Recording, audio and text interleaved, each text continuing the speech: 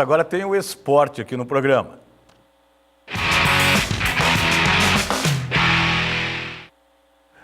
Muito bem, recebendo aqui o Pierre Andrade, o Valdinei Garcia. Não é o contexto, mas eu quero fazer uma pergunta para vocês e quero que vocês respondam em 5 segundos. O Tite tem falado que assim que terminar a Copa do Mundo ele entrega o cargo. Ele não quer continuar como treinador da seleção, ele tem falado isso várias vezes. Ele tem um objetivo de seguir carreira internacional. E quando ele fala isso, ele está focado na Europa. E o nome dele está bombando. Se o Tite sair, quem seria o treinador do Brasil? Que pergunta difícil, hein, Tony? Hoje? É.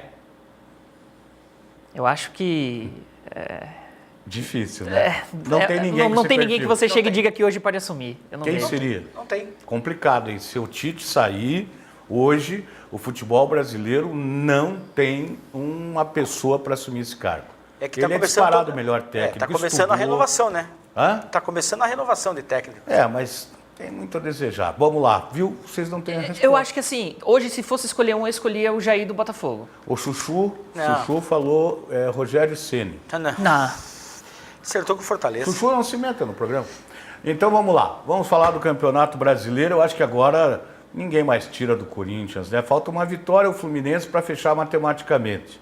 Mas eu acho que é difícil qualquer possibilidade que não seja o Corinthians. Eu falei isso sempre aqui, desde o começo. Eu falei que o Corinthians seria campeão. Eu sei que eu fui motivo de piada nesse programa, quando eu falei que o Corinthians seria campeão, de você e do Valdinei, desse inclusive que está aqui hoje como convidado. Seja bem-vindo mais uma vez. Todo mundo riu da minha cara e eu apostei que se o Corinthians não fosse campeão, dançava funk durante uma semana inteira, inclusive nos links ao vivo. Eu nunca falei. falei. O Corinthians vai ser campeão. Agora eu quero saber o que vocês dois vão fazer. Beijinho no ombro.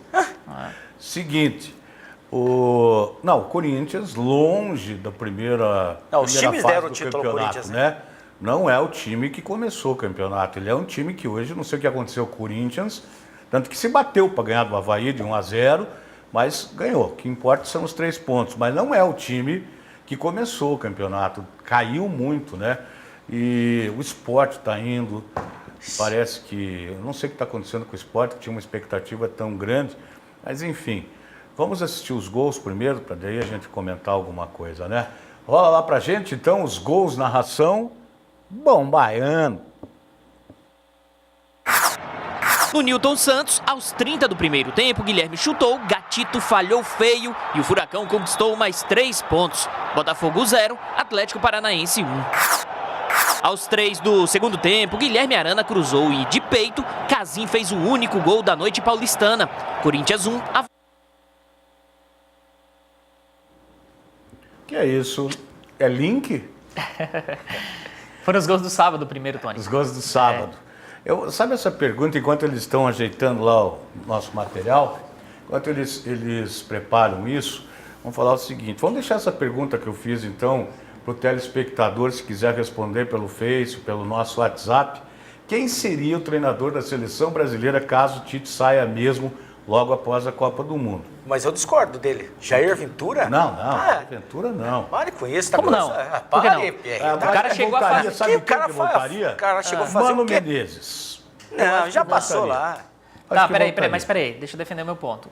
O cara levou um time limitadíssimo, horrível do Botafogo, à fase final da Libertadores da América. Fraco. O cara tá com um time limitadíssimo do Botafogo, que em qualquer ano seria um time para disputar contra o rebaixamento. Inclusive, vários jogadores que hoje estão no Botafogo, no ano passado e no ano retrasado, lutaram em seus times, seus respectivos clubes. Eram refugos.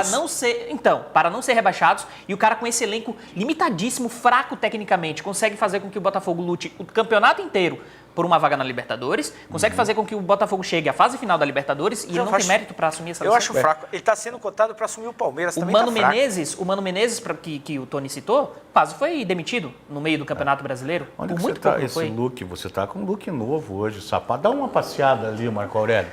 Dá uma passeada no Bom Baiano. Esse sapato é zero pro programa? Não, já vi. Olha a algumas calça jeans zerada. Muito obrigado. Só por causa do RCI Notícias que você tem... Não serei eu hoje no RCI mas Notícias. tá ali, né? Tá ali. Camisa, tá bonitão, hein, Baiano? Obrigado, Tony. De vez em quando a gente se esforça para não ficar tão feio, né? Isso aí pra É mim o coração. Bom, agora parece que tá pronto lá o negócio. Vamos aos gols. No Newton Santos, aos 30 do primeiro tempo, Guilherme chutou, Gatito falhou feio e o Furacão conquistou mais 3 pontos. Botafogo 0, Atlético Paranaense 1. Aos 3 do segundo tempo, Guilherme Arana cruzou e, de peito, Casim fez o único gol da noite paulistana. Corinthians 1, Avaí 0. Um São Januário praticamente se calou quando, aos 39 da etapa inicial, Marcos Guilherme acertou esse chutaço de longe e abriu o placar para os visitantes. Mas o time Cruz Maltino não deixou barato e, aos 30 do segundo tempo, Caio Monteiro igualou. E ficou por isso, Vasco 1, São Paulo também 1. Moisés lançou milimetricamente para Daverson, que chutou e fez o primeiro do Verdão na arena. E o homem estava com sorte porque quando o Keno fez bela jogada e chutou, a bola bateu na trave e voltou exatamente onde Daverson estava para fazer mais um para o Porco. Final de jogo, Palmeiras 2, Flamengo 0. Aos 16 do primeiro tempo, o Leão Baiano fez excelente troca de passes que culminou com o gol de Patrick. Mas apenas 2 minutos depois, Fernandinho de cabeça deixou tudo igual. Grêmio 1, Vitória também 1. No jogo dos desesperados da rodada, o Dragão Goiano não tomou conhecimento do Leão Pernambucano. Diego Rosa fez o primeiro e o segundo dos mandantes, Atlético Goianiense 2, Sport 0. Com apenas 4 minutos de confronto, Robinho recebeu de Valdívia e chutou com força para abrir o placar na Arena Fonte Nova. O tricolor chegou à igualdade com Edgar Júnior, que converteu penalidade máxima. Os mandantes continuaram em cima e viraram a partida com Edgar Júnior. Mas o Galo deu um banho de água fria quando Robinho deixou tudo igual. E terminou assim, Bahia 2, Atlético Mineiro também 2.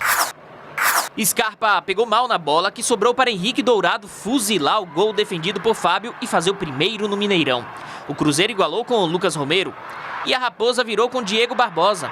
Após troca de passes dentro da área, Thiago Neves fez o terceiro. Cruzeiro 3, Fluminense 1. Léo Gamalho de cabeça abriu o placar no Couto Pereira. E no bate-rebate, Ian igualou o marcador. Curitiba 1, Ponte Preta também 1. O Curitiba ficou 4 pontos longe da zona do rebaixamento, mas perdeu uma grande oportunidade, mais uma vez dentro de casa, vencendo a Ponte Preta, abriria 6 pontos, falta pouca coisa para terminar o campeonato, né? Agora recebe o Flamengo, daqui a pouquinho a gente vai ver. Mas jogou mal, né? Jogou muito mal. Merecia perder. O Curitiba jogou muito mal, não dá para entender. Palmeiras e Flamengo, um jogo horrível. O Marcelo Oliveira, treinador da seleção. Que hora? Pelo amor de Deus, né? O Chuchu também tem cada uma. Mas eu penso que é o seguinte, ontem realmente o Curitiba deixou muito a desejar, mas tanto na rodada contra o Fluminense quanto na anterior, o Curitiba jogou muita bola. E eu duvido, principalmente por causa do desempenho do Sport e do Vitória e da Ponte Preta, que o Curitiba seja rebaixado. Então hoje, para mim, ou caem esses 4 que estão na zona de rebaixamento, ou cai o Vitória no lugar do Sport, ou talvez ali a Ponte Preta. Eu não vejo uma mudança muito radical. Ah, sim. Mas o Curitiba contra o Flamengo, ele joga muito bem contra o Flamengo. Sempre se deu bem o Curitiba. É goleada de 3, 4 para cima. Mas... Vamos ver a classificação na voz de Pierre Andrade. Vamos lá? A primeira colocação continua sendo ocupada pelo Corinthians, com 68 pontos. No segundo lugar tem o Grêmio, com 58 pontos. Em terceiro vem o Palmeiras, com 57 pontos. Na quarta posição temos o Santos, com 56 pontos. E na sequência o Cruzeiro, com 54 pontos. O campeonato, se terminasse hoje, essas 5 equipes estariam na fase de grupos da Libertadores da América do próximo ano. Na sexta colocação, Botafogo, com 51 pontos. E na sétima posição, Flamengo, com 50 pontos. É seguido pelo Vasco, na oitava posição com 49 pontos, pelo Bahia na nona colocação com 46 pontos e na décima posição o Atlético Mineiro com 46 pontos. Na sequência, o São Paulo tem 45 pontos, depois o Atlético Paranaense é o 12º colocado com 45 pontos também, o Fluminense é o 13º com 43 pontos, a Chapecoense vem na 14ª posição com 41 pontos, o Coritiba na 15ª colocação com 40 pontos e o Vitória na 16ª posição com 39 pontos. Abrindo a zona de rebaixamento, temos o Sport com 36 pontos, a Ponte Preta também com 36 pontos, o Avaí, o penúltimo colocado, com 35 pontos e o eterno lanterna do Campeonato Brasileiro, o Atlético Goianiense, com 30 pontos. Sabendo que hoje ainda tem o jogo Chapecoense e Santos, hein? Exatamente. O Grêmio abriu mão do campeonato, poderia estar bem mais perto do Corinthians, mas daí joga com um time Não é nem time misto, às vezes, é um time todo reserva. O alternativo, né? Que fala. Exatamente. E daí abriu mão do campeonato. Eu não consigo entender isso. Abrir mão do Campeonato Brasileiro, estando com possibilidades ali de ser campeão. Abre mão, não, porque eu vou ficar para a Libertadores. Tudo bem, está na final, que Deus abençoe o Grêmio, né? O Renato...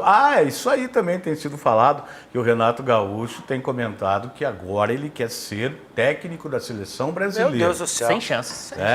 Agora, quanto o Grêmio, Tony, só rapidinho, deveria ser como acontece na Europa. O Real Madrid não abre mão do Campeonato Espanhol quando chega na fase final da Champions. Mas isso está errado. Tudo bem que aqui a gente tem o estadual. Você abre a mão do estadual, não das principais competições. Eu acho que é o único campeonato que dá para as equipes do Brasil inteiro abrir mão atualmente, são dos estaduais. Sim. Né? Tanto que o Atlético já anunciou que joga com Sub-23 do Campeonato Paranaense. E que fez uma parceria com o Operário de Ponta Grossa. Então, agora, você abrir mão do Campeonato Brasileiro, acho que é uma falta de respeito com o torcedor. Né? O torcedor não quer saber de time dele jogar com time reserva, time alternativo. E ainda que dava ritmo, né? Ritmo de jogo. Vamos ver a próxima rodada, então, que é nesse meio de semana aí, Pierre. Vamos lá?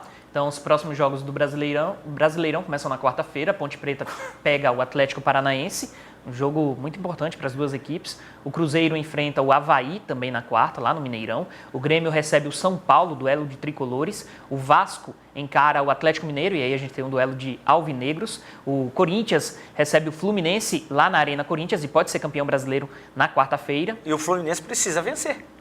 Ainda corre sério risco de rebaixamento. Na sequência da rodada, a gente tem o Botafogo contra o Atlético Goianiense, no Newton Santos. O Palmeiras vai receber no Allianz Parque o Sport, o desesperado Sport. A Chapecoense recebe o Vitória, 2 times que lutam contra o rebaixamento. O Coritiba vai enfrentar o Flamengo no Couto Pereira na quinta. E também na quinta-feira, o Bahia recebe o Santos na Arena Fonte Nova. Aí então a rodada do meio de semana. A Camila disse que é para pedir desculpa para você que eu cortei. Você estava falando alguma coisa? Não. O que você estava falando? Estava falando do jogo que é hoje Chapecoense e Santos. Entendi. Tá, é Chapecoense e Santos. Pode concluir. Certo. Hoje a Chapecoense tem a obrigação de vencer. Porque também... Desculpa aí, viu? Não. Desculpa aí. Tem uma notinha para você ler aqui para a gente, por favor? Vamos lá. A Agatha é sensacional, essa menina, hein? Você me cortou agora, Tony. Olha só. Vai me pedir desculpas? Não? Não, desculpa aí. Então deixa eu ler. A dupla Agatha e Duda foi a campeã do 2º Mundial Militar de Vôlei de Praia. A disputa aconteceu no Parque Olímpico, no Rio de Janeiro.